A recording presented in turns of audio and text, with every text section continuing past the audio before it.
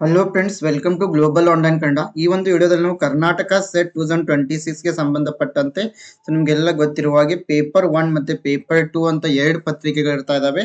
So ಹಾಗಾಗಿ ಈ ಒಂದು ವಿಡಿಯೋದಲ್ಲಿ ನಾವು ಪೇಪರ್ 1 ಪತ್ರಿಕೆಯ ಸಿಲಾಬಸ್ ಅನ್ನ ಡಿಸ್ಕಷನ್ ಮಾಡ್ತಾ ಇದೀವಿ. ಸೊ ನಿಮ್ಗೆಲ್ರಿಗೂ ಗೊತ್ತಿರುವ ಹಾಗೆ ಇವಾಗ ಕೆಸೆಟ್ 2026 ಅನ್ನ ಅಕ್ಟೋಬರ್ ತಿಂಗಳಿನಲ್ಲಿ ನಡೆಸೋರಿದ್ದಾರೆ. ಸೊ ಅಕ್ಟೋಬರ್ 11 ಅಂತ ಎಕ್ಸಾಮಿನೇಷನ್ ಡೇಟ್ ಅನ್ನ ಕೂಡ ನೀಡಿದ್ದಾರೆ. ಸೊ ಇದರ ಪ್ರಕಾರ ಆಗಸ್ಟ್ ಅಥವಾ ಸೆಪ್ಟೆಂಬರ್ ನಲ್ಲಿ ನೋಟಿಫಿಕೇಶನ್ ಆಗೇ ಆಗುತ್ತೆ. ಸೊ ಅದಕ್ಕಾಗಿ ನೀವು ಇವಾಗಿಂದಾನೇ ಪ್ರಿಪರೇಷನ್ ಅನ್ನ ಆರಂಭ ಮಾಡಲೇಬೇಕಾಗುತ್ತೆ. ಸೊ ಇಲ್ಲಿ ಪೇಪರ್ 1 ಮತ್ತೆ ಪೇಪರ್ 2 ಅಂತ ಎರಡು ಪತ್ರಿಕೆಗಳು ಇರ್ತಾ ಇದಾವೆ.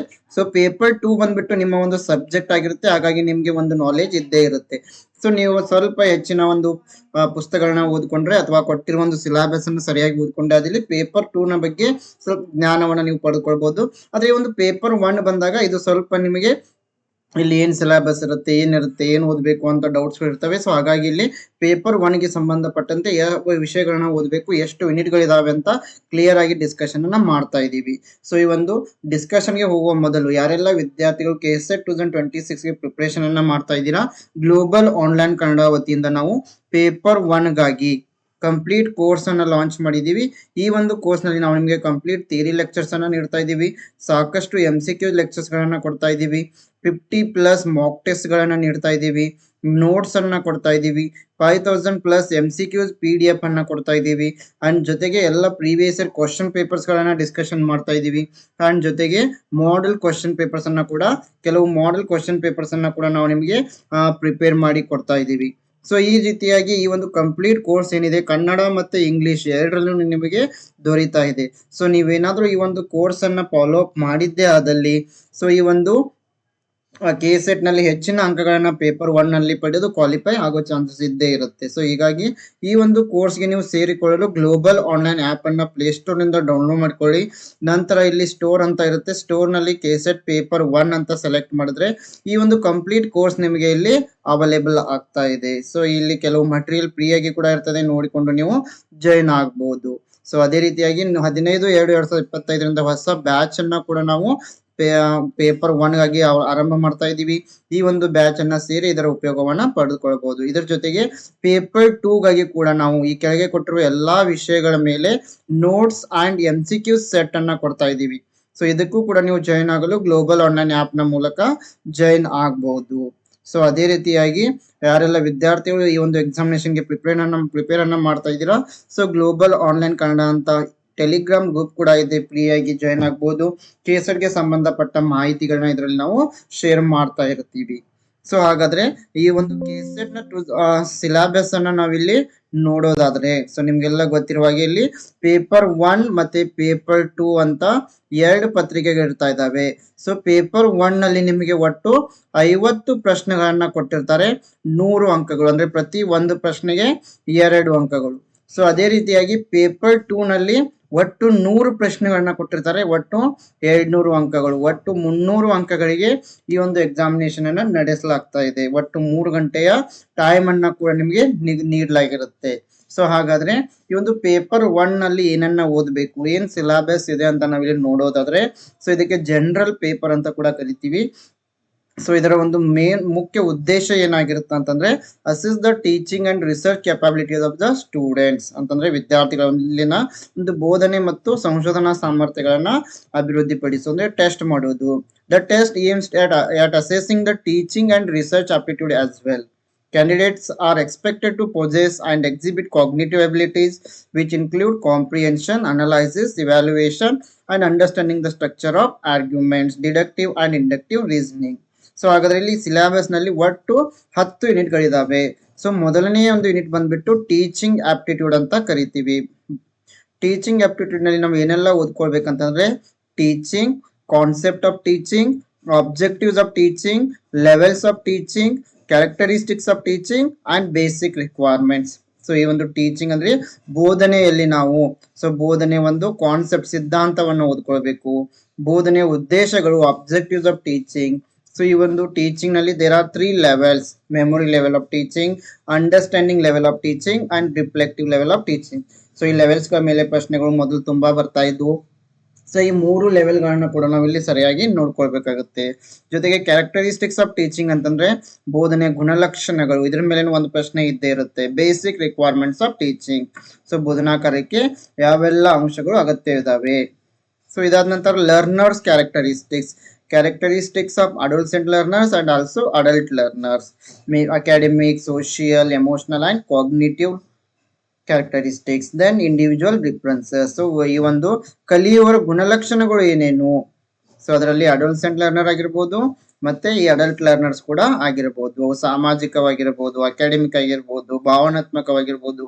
ಸೊ ಎಲ್ಲ ಗುಣಲಕ್ಷಣಗಳನ್ನ ನಾವಿಲ್ಲಿ ಓದ್ಕೊಳ್ಬೇಕು. ನಂತರ factors affecting teaching related to, so ಈ ಒಂದು ಬೋಧನಾ ಕಾರ್ಯಕ್ಕೆ ಯಾವೆಲ್ಲ ಅಂಶಗಳು ಪ್ರಭಾವ ಬೀರ್ತಾ ಇದಾವೆ ಅಂತಂದ್ರೆ ಟೀಚರ್ ಆಗಿರ್ಬೋದು, ನಂತರ ಲರ್ನರ್ ಸ್ಟೂಡೆಂಟ್ಸ್ ಆಗಿರ್ಬೋದು, ಸಪೋರ್ಟ್ ಸಿಸ್ಟಮ್ ಆಗಿರ್ಬೋದು, ಇನ್ಸ್ಟ್ರಕ್ಷನಲ್ ಫೆಸಿಲಿಟೀಸ್, ಲರ್ನಿಂಗ್ ಎನ್ವೈರ್ಮೆಂಟ್ ಒಂದು ಕಲಿಯುವ ಪರಿಸರ, ಇನ್ನೊಂದು ಇನ್ಸ್ಟಿಟ್ಯೂಷನ್, ಎಲ್ಲವೂ ಕೂಡ ಪ್ರಭಾವವನ್ನ ಬೀರ್ತಾ ಇದಾವೆ. ಇವುಗಳ ಬಗ್ಗೆ ತಿಳಿದುಕೊಳ್ಬೇಕಾಗುತ್ತೆ. ನಂತರ ಮೆಥಡ್ಸ್ ಆಫ್ ಟೀಚಿಂಗ್, ಇದರಲ್ಲಿ ಟೀಚರ್ ಸೆಂಟರ್ಡ್ ಮೆಥಡ್ಸ್ ಅಂತ ಇದಾವೆ, ಲರ್ನರ್ ಸೆಂಟರ್ಡ್ ಮೆಥಡ್ಸ್ ಅಂತ ಇದಾವೆ, ಆಫ್ಲೈನ್ ಟೀಚಿಂಗ್, ಆನ್ಲೈನ್ ಟೀಚಿಂಗ್, ಸ್ವಯಂ ಆಗಿರ್ಬೋದು, ಸ್ವಯಂ Prabha, massive open online courses, ಇವೆಲ್ಲದರ ಬಗ್ಗೆ ಇನ್ ಡಿಟೈಲ್ ಆಗಿ ಅಭ್ಯಾಸವನ್ನ ಮಾಡಬೇಕು. ಸೊ ಇದಾದ ನಂತರ ಟೀಚಿಂಗ್ ಸಪೋರ್ಟ್ ಸಿಸ್ಟಮ್ ನಲ್ಲಿ traditional teaching, modern teaching and ICT based teaching ಬಗ್ಗೆ ಓದ್ಕೊಳ್ಬೇಕಾಗುತ್ತೆ. ನಂತರ ಇವ್ಯಾಲ್ಯೂಯೇಷನ್ ಸಿಸ್ಟಮ್ ಅಲ್ಲಿ ಒಂದು ಪ್ರಶ್ನೆ ಖಂಡಿತ ಬರುತ್ತೆ. ಸೊ ಇಲ್ಲಿ ಟೈಪ್ಸ್ ಆಫ್ ಇವ್ಯಾಲ್ಯೂಯೇಷನ್ ಅಲ್ಲಿ ಸಮೇಟಿವ್ ಇವ್ಯಾಲ್ಯೂಯೇಷನ್ ಆಗಿರ್ಬೋದು, ಫಾರ್ಮೇಟಿವ್ ಇವ್ಯಾಲ್ಯೂಯೇಷನ್, CCA ಆಗಿರ್ಬೋದು. ಸೊ ಇವೆಲ್ಲವನ್ನುಗಳನ್ನ ನೋಡ್ಕೊಳ್ಬೇಕಾಗುತ್ತೆ. ಜೊತೆಗೆ CBCS credit based choice based credit system ಅನ್ನ ಓದ್ಕೊಳ್ಬೇಕಾಗುತ್ತೆ. ಕಂಪ್ಯೂಟರ್ ಬೇಸ್ಡ್ ಟೆಸ್ಟಿಂಗ್, ಇನ್ನೋವೇಷನ್ಸ್ ಇನ್ ಇವ್ಯಾಲ್ಯೂಯೇಷನ್ ಸಿಸ್ಟಮ್. ಸೊ ಎಲ್ಲದರ ಬಗ್ಗೆ ನಾವು ಸರಿಯಾಗಿ ಅರ್ಥ ಮಾಡ್ಕೊಂಡ್ರೆ ಇಲ್ಲಿ 5 ಪ್ರಶ್ನೆಗಳನ್ನ ಸರಿಯಾಗಿ ಬಿಡಿಸ್ಕೊಳ್ಬಹುದು. ಸೊ ಈ ಒಂದು ಟೀಚಿಂಗ್ ಆಪ್ಟಿಟ್ಯೂಡ್ ನಲ್ಲಿ ಎಷ್ಟು ಓದ್ಕೊಳ್ತೀವಿ ಅನ್ನೋದಕ್ಕಿಂತ ಅದಕ್ಕೆ ತಕ್ಕಂತೆ ಹೆಚ್ಚಿನ MCQ ಗಳನ್ನ ಕೂಡ ನಾವು ಇಲ್ಲಿ ಸಾಲ್ವ್ ಮಾಡ್ಕೊಳ್ಬೇಕಾಗುತ್ತೆ. ಸೊ ಅದಾದ ನಂತರ ರಿಸರ್ಚ್ ಆಪ್ಟಿಟ್ಯೂಡ್ ನಲ್ಲಿ ಒಟ್ಟು 5 ಪ್ರಶ್ನೆಗಳು ಬರ್ತಾ ಇದ್ದಾವೆ, 10 ಅಂಕಗಳು. ಸೊ ಇಲ್ಲಿ ಕೂಡ research meaning, types, characteristics, positivism and post positivistic approach. So ಸಂಶೋಧನೆಯ ಅರ್ಥ ಏನು, ಸಂಶೋಧನೆಯ ಪ್ರಕಾರಗಳು ಯಾವುವು, ಸಂಶೋಧನೆಯ ಗುಣಲಕ್ಷಣಗಳೇನೇನು, ಸಂಶೋಧನೆಯನ್ನು ಕೈಗೊಳ್ಳಬೇಕಾದ್ರೆ 2 ರೀತಿಯ ಅಪ್ರೋಚಸ್ ಇದಾವೆ, ಪಾಸಿಟಿವಿಸಮ್, ಇನ್ನೊಂದು ಪೋಸ್ಟ್ ಪಾಸಿಟಿವಿಸ್ಟಿಕ್ ಅಪ್ರೋಚ್ ಅಂತ. ಸೊ 2 ಅಪ್ರೋಚ್ಗಳ ಬಗ್ಗೆ ಓದ್ಕೊಳ್ಬೇಕು. ಇದಾದ ನಂತರ ಮೆಥಡ್ಸ್ ಆಫ್ ರಿಸರ್ಚ್, ಇದರಲ್ಲಿ ಎಕ್ಸ್ಪಿರಿಮೆಂಟಲ್ ರಿಸರ್ಚ್ ಅಂತ ಇದೆ, descriptive research, historical research, qualitative research, quantitative research. So ಇನ್ನು ಹಲವಾರು ಪ್ರಕಾರದ ರಿಸರ್ಚ್ ವಿಧಾನಗಳಿದಾವೆ. ಸೊ ಅವೆಲ್ಲದರ ಬಗ್ಗೆ ನಾವಿಲ್ಲಿ ಓದ್ಕೊಳ್ಬೇಕು. ನೆಕ್ಸ್ಟ್ ಸ್ಟೆಪ್ಸ್ ಆಫ್ ರಿಸರ್ಚ್, ಸಂಶೋಧನೆಯ ಹಂತಗಳಿದಾವೆ, ಇದ್ರ ಬಗ್ಗೆ ಓದ್ಕೊಳ್ಬೇಕು. ಥಿಸಿಸ್ ಅಂಡ್ ಆರ್ಟಿಕಲ್ ರೈಟಿಂಗ್, ಅದರ ಒಂದು ಫಾರ್ಮ್ಯಾಟ್ ಆಗಿರ್ಬೋದು, ಸ್ಟೈಲ್ ಆಫ್ ರೆಫರೆನ್ಸಿಂಗ್ ಆಗಿರ್ಬೋದು. ಸೊ ಇದೆಲ್ಲವನ್ನ ಓದ್ಕೊಳ್ಬೇಕು. ಇದ್ರ ಜೊತೆಗೆ application of ICT in research ಬಗ್ಗೆ ಓದ್ಕೊಳ್ಬೇಕು. ರಿಸರ್ಚ್ ಇಥಿಕ್ಸ್ ಬಗ್ಗೆ ಓದ್ಕೊಳ್ಬೇಕು. ಸೊ ಈ ಯೂನಿಟ್ ನಿಂದ ಕೂಡ 5 ಪ್ರಶ್ನೆಗಳು ಬಂದೇ ಬರ್ತಾ ಇದಾವೆ. ಸೊ ಇಲ್ಲಿ ಇಷ್ಟೇ ಓದ್ಕೊಳ್ಬೇಕಂತ ಇಲ್ಲ. ಉದಾಹರಣೆಗೆ ನೋಡಿ, ಮೆಥಡ್ಸ್ ಆಫ್ ರಿಸರ್ಚ್ ಇಲ್ಲಿ ಏನ್ ಕೊಟ್ಟಿದ್ದಾರೆ, experimental, descriptive, historical, quantitative, qualitative ಅಂತ ಕೊಟ್ಟಿದ್ದಾರೆ. ಅದೇ ಇವುಗಳನ್ನ ಬಿಟ್ಟು ಇನ್ನೂ ಹಲವಾರು ಪ್ರಕಾರದ ರಿಸರ್ಚ್ ಟೈಪ್ಸ್ ಇದಾವೆ, ಎಲ್ಲವನ್ನು ಕೂಡ ನಾವಿಲ್ಲಿ ಓದ್ಕೊಳ್ಳೇಬೇಕಾಗುತ್ತೆ. ನೆಕ್ಸ್ಟ್ ಬಂದ್ಬಿಟ್ಟು ಕಾಂಪ್ರಿಹೆನ್ಷನ್, ಇದರಲ್ಲಿ ಒಂದು ಪ್ಯಾರಾಗ್ರಾಫ್ ಅನ್ನ ಕೊಟ್ಟಿರ್ತಾರೆ, ಆ ಪ್ಯಾರಾಗ್ರಾಫ್ ಅನ್ನ ಓದಿ ಅದರ ಮೇಲೆ 5 ಪ್ರಶ್ನೆಗಳನ್ನ ನೀಡಿರ್ತಾರೆ, ಅವುಗಳನ್ನ ನೀವು ಸಾಲ್ವ್ ಮಾಡಬೇಕು. ಇಲ್ಲಿ 5 ಪ್ರಶ್ನೆಗಳು, 10 ಅಂಕಗಳು. ನೆಕ್ಸ್ಟ್ ಯೂನಿಟ್ ಕಮ್ಯುನಿಕೇಶನ್, ಸಂವಹನ ಅಂತೀವಿ. Communication meaning, types, characteristics. ಈ ಒಂದು ಸಂವಹನದ ಅರ್ಥ ಏನು, ಅದರ ಸ್ವರೂಪ ಏನು, ಸಂವಹನದ ಪ್ರಕಾರಗಳು ಯಾವ್ಯಾವು, ಸಂವಹನದ ಗುಣಲಕ್ಷಣಗಳು ಏನೇನು. ಸೊ ಇದೆಲ್ಲವನ್ನ ಓದ್ಕೊಳ್ಬೇಕು. ಇದ್ರ ಜೊತೆಗೆ ಎಫೆಕ್ಟಿವ್ ಕಮ್ಯುನಿಕೇಶನ್ ಅಂದ್ರೆ ಏನು, ಪರಿಣಾಮಕಾರಿ ಸಂವಹನ ಅಂದ್ರೆ ಏನು, ವರ್ಬಲ್ ನಾನ್ ವರ್ಬಲ್ ಕಮ್ಯುನಿಕೇಶನ್ ಅಂದ್ರೆ ಏನು, inter cultural communication, group communication, class room communication, ತರಗತಿ ಸಂವಹನ, ಗುಂಪು ಸಂವಹನ. ಸೊ ಇನ್ನೂ ಕೆಲವು ಪ್ರಕಾರಗಳಿದಾವೆ, ಅವೆಲ್ಲವನ್ನ ನೋಡ್ಕೊಳ್ಬೇಕು. ಜೊತೆಗೆ ಬ್ಯಾರಿಯರ್ಸ್ ಟು ಎಫೆಕ್ಟಿವ್ ಕಮ್ಯುನಿಕೇಶನ್ ಅಂದ್ರೆ ಈ ಒಂದು ಪರಿಣಾಮಕಾರಿ ಸಂವಹನಕ್ಕೆ ಯಾವೆಲ್ಲ ಅಂಶಗಳು ಅಡೆತಡೆ ಉಂಟು ಮಾಡ್ತಾ ಇದಾವೆ, ಇವುಗಳನ್ನ ನೋಡ್ಕೊಳ್ಬೇಕು. ಕೊನೆಗೆ ಮಾಸ್ ಮೀಡಿಯಾ ಅಂದ್ರೆ ಏನು, ಸೊಸೈಟಿ ಮೇಲೆ ಅದರ ಅಫೆಕ್ಟ್ ಏನು, ಅದರ ಒಂದು ಪರಿಣಾಮಗಳೇನೇನು, ಇವುಗಳೆಲ್ಲವನ್ನ ನೋಡ್ಕೊಳ್ಬೇಕು. Next mathematical reasoning. ಸೊ ಇದರಲ್ಲಿ ಟೈಪ್ಸ್ ಆಫ್ ರೀಸನಿಂಗ್ ನೋಡ್ಕೊಳ್ಬೇಕು. ಮೇನ್ ಬಂದ್ಬಿಟ್ಟು number series, letter series, coding, relationships, ಇವುಗಳೆಲ್ಲವನ್ನ ನೋಡ್ಕೊಳ್ಬೇಕು. ಇದಾದ ನಂತರ ಮ್ಯಾಥಮೆಟಿಕಲ್ ಕ್ವಶನ್ ಜಾಸ್ತಿ ಬರ್ತಾ ಇದಾವೆ ಇವಾಗ. Fraction, time and distance, ratio, proportion, percentage, profit and loss, interest and discounting, average, so ಇವೆಲ್ಲವನ್ನ ಸರಿಯಾಗಿ ಓದ್ಕೋಬೇಕಾಗುತ್ತೆ. ಇಲ್ಲಿ ಕೂಡ 5 ಪ್ರಶ್ನೆಗಳು. Next logical reasoning. So logical reasoning ನಲ್ಲಿ ಈ ಒಂದು understanding the structure of argument forms ಆಗಿರ್ಬೋದು, structure of categorical propositions, mood and figure, formal and informal fallacies, usage of language. So ಈ ಸ್ಕ್ವೇರ್ ಆಫ್ ಅಪೋಸಿಷನ್ ಮೇಲೆ ಒಂದು ಪ್ರಶ್ನೆ ಖಂಡಿತ ಬರುತ್ತೆ. Evaluating and ಡಿಸ್ಟಿಂಗ್ವಿಶಿಂಗ್ deductive and inductive reasoning ಮೇಲೆ ಪ್ರಶ್ನೆಗಳು ಇರ್ತವೆ. ಅನಾಲಜಿ ಮೇಲೆ ಪ್ರಶ್ನೆಗಳು ಬರ್ತಾ ಇದಾವೆ. ವೆನ್ ಡಯಾಗ್ರಾಮ್ ಮೇಲೆ ಪ್ರಶ್ನೆಗಳು ಇರ್ತವೆ. ಈ ಇಂಡಿಯನ್ ಲಾಜಿಕ್ ಆಗಿರ್ಬೋದು, ಮೀನ್ಸ್ ಆಫ್ ನಾಲೆಜ್, ಇಲ್ಲಿ ಪ್ರಮಾಣಗಳ ಮೇಲೆ ಪ್ರಶ್ನೆಗಳು ಬರ್ತವೆ. ಪ್ರತ್ಯಕ್ಷ, ಅನುಮಾನ, ಉಪಮಾನ, ಶಬ್ದ, ಅರ್ಥಪಟ್ಟಿ, ಅನುಪಲಬ್ಧಿ, ಸೊ ಎಲ್ಲದರ ಮೇಲೆ ಪ್ರಶ್ನೆಗಳು ಇರ್ತವೆ. ಇದರ ಜೊತೆಗೆ ಸ್ಟ್ರಕ್ಚರ್ ಅಂಡ್ ಕೈಂಡ್ಸ್ ಆಫ್ ಅನುಮಾನ ಮೇಲೆ ಇಲ್ಲಿ ಅನುಮಾನ ಆಗಿರ್ಬೋದು, ವ್ಯಾಪ್ತಿ ಆಗಿರ್ಬೋದು, ಹೆತ್ಬವಾಸ್ ಆಗಿರ್ಬೋದು, ಸೊ ಎಲ್ಲವನ್ನ ಮೇಲೆ ಒಟ್ಟು 5 ಪ್ರಶ್ನೆಗಳು ಇರ್ತವೆ. ಸೊ ಇದಾದ ನಂತರ ಡೇಟಾ ಇಂಟರ್ಪ್ರಿಟೇಷನ್. ಮೊದಲು ಒಂದು ನಿಮಗೆ ಚಾರ್ಟ್ ಅಥವಾ ಪೈ ಡಯಾಗ್ರಾಮ್ ಅಥವಾ bar chart, arithmetic line graph, ಈ ರೀತಿ ಒಂದು ಡಯಾಗ್ರಾಮ್ ಅನ್ನ ಕೊಡ್ತಾ ಇದ್ರು. ಅದ್ರ ಮೇಲೆ 5 ಪ್ರಶ್ನೆಗಳನ್ನ ಕೊಡ್ತಾ ಇದ್ರು. ಬಟ್ ಇವಾಗ ಆ ರೀತಿ ಚಾರ್ಟ್ ಗಳನ್ನ ಕೊಡ್ತಾ ಇಲ್ಲ, ಸೆಪರೇಟ್ ಆಗಿ 5 ಪ್ರಶ್ನೆಗಳನ್ನ ಇಲ್ಲಿ ಕೊಡ್ತಾ ಇದ್ದಾರೆ. So bar chart, histogram, pi chart ಇವುಗಳನ್ನ ನೀಡ್ತಾ ಇಲ್ಲ. ಮೊದಲಿಗೆ ನೀಡ್ತಾ ಇದ್ರು, ಬಟ್ ಇದು ನೀಡಲ್ಲ ಅಂತೇಳಿ ಯಾವುದೇ ರೀತಿ ಇದು ಇಲ್ಲ, ಕೊಟ್ಟರು ಕೊಡಬಹುದು. ಸೊ ಇದರ ಈ ರೀತಿಯಾಗಿ ಈ ಡೇಟಾ ಇಂಟರ್ಪ್ರಿಟೇಷನ್ ಮೇಲೆ ಕೂಡ ನೀವು ಮ್ಯಾಥಮೆಟಿಕ್ಸ್ ರಿಲೇಟೆಡ್ ಪ್ರಶ್ನೆಗಳು ಇರ್ತವೆ. ಸೊ ಇದಕ್ಕಾಗಿ ಮೇಲಿರೋ ಯೂನಿಟ್ ಮ್ಯಾಥಮೆಟಿಕಲ್ ರೀಸನಿಂಗ್ ಅನ್ನ ನೀವು ಸರಿಯಾಗಿ ಹೆಚ್ಚು ಪ್ರಿಪರೇಷನ್ ಅನ್ನು ಮಾಡಿದ್ದೆ. ಅದರಲ್ಲಿ ಒಟ್ಟು 10 ಅಂಕಗಳನ್ನ ನೀವು 10 ಪ್ರಶ್ನೆಗಳನ್ನ ಕವರ್ ಮಾಡಿ ಒಟ್ಟು 20 ಅಂಕಗಳನ್ನ ಇಲ್ಲಿ ಪಡೆದುಕೊಳ್ಳಬಹುದು. ಸೊ ನೆಕ್ಸ್ಟ್ ಬಂದ್ಬಿಟ್ಟು ಇಲ್ಲಿ information and communication technology, ICT. So general abbreviations ಮೇಲೆ, ಟರ್ಮಿನಾಲಜೀಸ್ ಮೇಲೆ ಪ್ರಶ್ನೆಗಳು ಇರ್ತವೆ.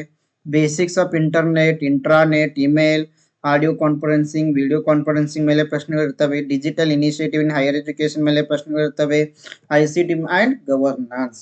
ಸೊ ICT ಗೆ ಸಂಬಂಧಪಟ್ಟಂತೆ ಈ 5 ಜನರೇಷನ್ಸ್ ಆಫ್ ಕಂಪ್ಯೂಟರ್ ಗೆ ಸಂಬಂಧಪಟ್ಟ ಇದ್ರ ಸಿಲೆಬಸ್ ನಲ್ಲಿ ಇಲ್ಲ ಅಂದ್ರೂ ಅದ್ರ ಮೇಲೆ ಪ್ರಶ್ನೆಗಳು ಬಂದೇ ಬರ್ತವೆ. ಸೊ ನೆಕ್ಸ್ಟ್ ಬಂದ್ಬಿಟ್ಟು people development and environment. So ಇಲ್ಲಿ ಮಿಲೇನಿಯಂ ಡೆವಲಪ್ಮೆಂಟ್ ಗೋಲ್ಸ್ ಮೇಲೆ ಪ್ರಶ್ನೆ ಇರ್ತವೆ, ಮತ್ತೆ ಸಸ್ಟೈನೇಬಲ್ ಡೆವಲಪ್ಮೆಂಟ್ ಗೋಲ್ಸ್ ಮೇಲೆ ಪ್ರಶ್ನೆಗಳು ಇರ್ತವೆ. ಮತ್ತೆ human and environment interaction, anthropogenic activities and their impact. So ಈ ಒಂದು ಪರಿಸರದ ಮೇಲೆ ಮಾನವನ ಕಾರ್ಯದ ಪರಿಣಾಮಗಳ ಮೇಲೆ ಪ್ರಶ್ನೆಗಳು ಇರ್ತವೆ.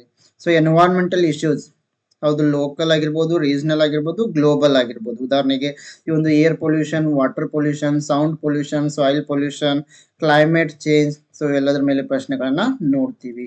Next impacts of pollutants on human health, ಮಾನವನ ಮೇಲೆ ಈ ಒಂದು ಪೊಲ್ಯೂಟೆಂಟ್ಸ್ ಗಳ ಪರಿಣಾಮ ಏನು. So natural and energy resources, solar energy, wind energy, soil, hydro, geothermal energy, biomass, nuclear and forest, so ಇವುಗಳ ಮೇಲೆ ಪ್ರಶ್ನೆಗಳನ್ನ ನೋಡ್ತೀವಿ. Next natural hazards and disaster ಮೇಲೆ ಪ್ರಶ್ನೆಗಳು ಬರ್ತವೆ. ಎನ್ವೈರನ್ಮೆಂಟಲ್ ಪ್ರೊಟೆಕ್ಷನ್ ಆಕ್ಟ್, ಅಂದ್ರೆ ಇಲ್ಲಿ ಎನ್ವೈರನ್ಮೆಂಟಲ್ ಪ್ರೊಟೆಕ್ಷನ್ ಆಕ್ಟ್ 1986 ಆಗಿರ್ಬೋದು.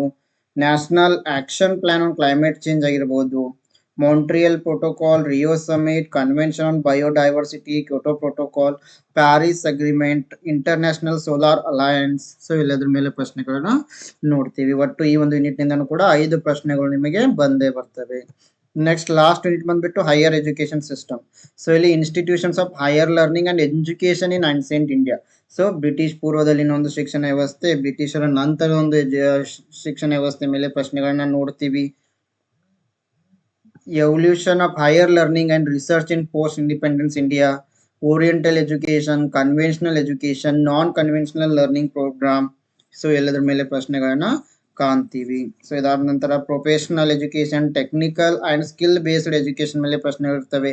ವ್ಯಾಲ್ಯೂ ಎಜುಕೇಶನ್, ಮೌಲ್ಯ ಶಿಕ್ಷಣ, ಎನ್ವೈರನ್ಮೆಂಟಲ್ ಎಜುಕೇಶನ್, ಪರಿಸರ ಶಿಕ್ಷಣ, ಶಿಕ್ಷಣಕ್ಕೆ ಸಂಬಂಧಪಟ್ಟಂತೆ ಪಾಲಿಸೀಸ್, ಗವರ್ನೆನ್ಸ್ ಅಂಡ್ ಅಡ್ಮಿನಿಸ್ಟ್ರೇಷನ್ ಮೇಲೆ ಪ್ರಶ್ನೆಗಳು ಬರ್ತವೆ. ಒಟ್ಟು 5 ಪ್ರಶ್ನೆಗಳು ಈ ಯೂನಿಟ್ ನಿಂದ. ಈ ರೀತಿಯಾಗಿ ಪ್ರತಿಯೊಂದು ಪ್ರಶ್ನೆ 2 ಅಂಕಗಳನ್ನ ತಂದುಕೊಡ್ತಾ ಇದೆ. ಸೊ ಪ್ರತಿ ಪ್ರಶ್ನೆ ಯೂನಿಟ್ ನಿಂದ 5 ಪ್ರಶ್ನೆಗಳನ್ನ ಇಲ್ಲಿ ನೋಡ್ತೀವಿ. ಸೊ ಈ ರೀತಿಯಾಗಿ ಇದು ಕೆಸೆಟ್ ಪೇಪರ್ 1 ಗೆ ಸಂಬಂಧಿಸಿದಂತೆ ಸಿಲೆಬಸ್ ಆಗಿದೆ. ಯಾರೆಲ್ಲ ವಿದ್ಯಾರ್ಥಿಗಳು ಕೆಸೆಟ್ 2026 ಗೆ ಪ್ರಿಪರೇಷನ್ ಅನ್ನ ಮಾಡ್ತಾ ಇದ್ದೀರಾ, ನೀವು ನಮ್ಮ ಗ್ಲೋಬಲ್ ಆನ್ಲೈನ್ ಕನ್ನಡ ಆಪ್ ಅನ್ನು ಡೌನ್ಲೋಡ್ ಮಾಡಿಕೊಂಡು ಪೇಪರ್ 1 ಕೋರ್ಸ್ಗೆ ಜಾಯಿನ್ ಆಗಿದ್ದೆ ಅದಲ್ಲಿ ನೀವು ಈ ಒಂದು ಕೆಸೆಟ್ ಗೆ ಸಂಬಂಧಪಟ್ಟಂತೆ ಪೇಪರ್ 1 ನಲ್ಲಿ ಹೆಚ್ಚಿನ ಅಂಕಗಳನ್ನ ಪಡೆದು ಕೆಸೆಟ್ ಅನ್ನ ಕ್ವಾಲಿಫೈ ಆಗಿ ಆಗ್ತೀರಾ. ಸೊ ಎಲ್ರಿಗೂ ಕೂಡ all the best. Thank you.